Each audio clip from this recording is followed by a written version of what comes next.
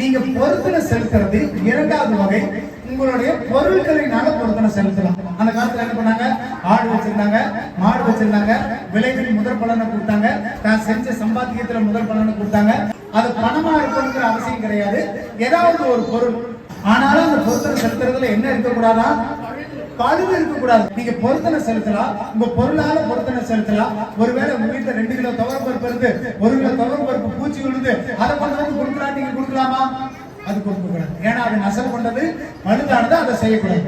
ஒருவேளை நான் அதை பயன்படுத்தல, அது வேஸ்டா போயிடு அப்படின்னு கொடுக்க கூடாது. நீங்க பண்ற பொருத்தனை எப்படி இருக்கணும்? முதலாவதா இருக்கணும், மீதியானதா இருக்கக்கூடாது. ஒருவேளை அது மீதி இருந்தா 10 நாளைக்கு தாங்க வேண்டியது இந்த மீதி ஆயிடுச்சுன்னா அதை கொடுக்கலான்னு கொடுக்க கூடாது. நான் வச்சிருந்தா கெட்டு போயிருந்து கொடுக்க கூடாது. கெடுவதற்கு முன்பாக பொருத்தனையா கொடுக்கணும்.